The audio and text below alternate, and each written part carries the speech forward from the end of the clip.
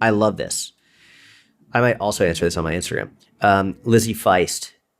She asked, Lizzie Feist, she said, is it wrong of me to turn down male one-on-one clients? I really only want to train females. I love this question. What do you think? If you love it, you can run with it. I don't think there's anything wrong with it at all. I think there's nothing wrong with that at all. I think, man, I was just about to get political. You know what? Fuck it. I'm just going to keep going with it. I think there's too much push for, Mike is just covering his face. He's like, God damn it. He's like, there's too much push for like, equality of outcome, all this stuff. It's like, you focus on who you want to focus on.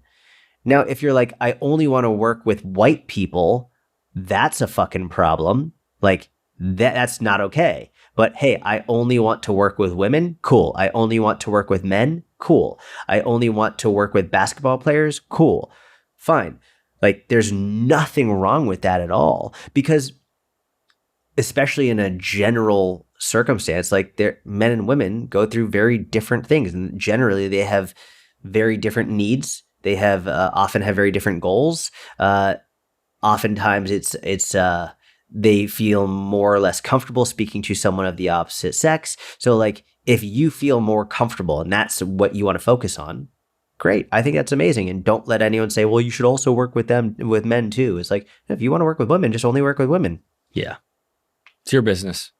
Like, and there are differences between male and female that not How only. dare you? What's that? How dare you? How dare I? Yeah, if you're, we're not going down this rabbit hole. Let's use common sense here. Yes, you absolutely, if you're more comfortable and or just would prefer to work with one of the sexes rather than the other, you're a woman, so you feel more comfortable coaching women, or even like that doesn't need to be the reason. You're allowed. It's your business.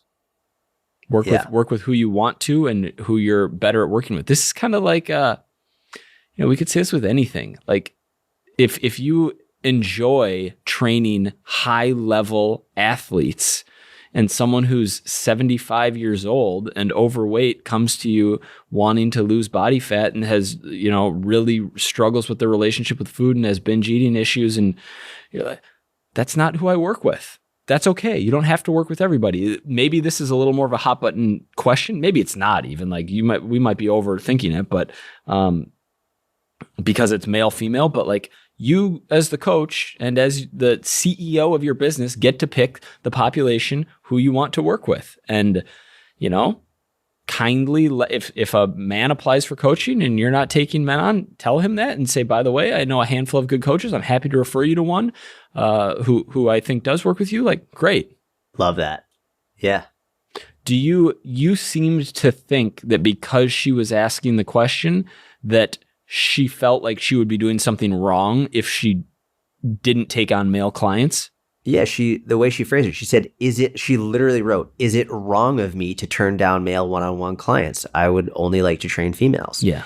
It's like, no, it clearly there's some form of either self-imposed or maybe there are other people in her life who are like, why are you only taking on women? Like, you should take on men if they want the help too. It's like, well, that's my choice of who I want to work with and like who I want to, like who I'm more passionate about helping. And I think if you are more passionate about helping women, then there should be zero guilt associated with that. There's nothing wrong whatsoever. And I mean, be the best trainer for women ever. Mm-hmm. Like learn as much about it and learn all the things that specifically affect women. Like learning all about the menstrual cycle, learning all about different hormonal changes, and learning about menopause, and like learning all of it. Like learn about everything. Learn about anatomy and physiology. Learn about the differences in bone structure.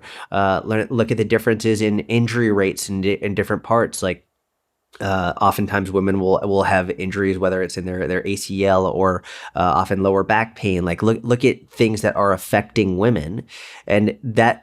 Well, you then will probably be undereducated on things pertaining to men. Cool. You've just established yourself as the leading person for training women. So great. That's the side of niching down that I'm totally fine with. Where it's like, yeah, pick a general population, women. Great. It doesn't have to be women between the ages of 27 and 32 and a half who make six figures a year. It's just like, no, just women. I love that. I think it's a great idea.